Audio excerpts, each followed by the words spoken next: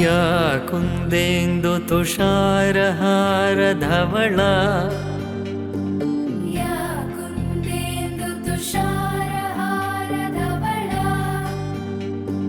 या शुभ्रवस्त्रावृता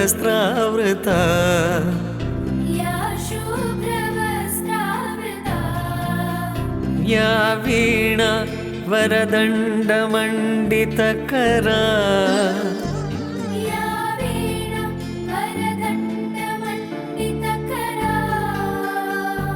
या श्वेतपद्मासना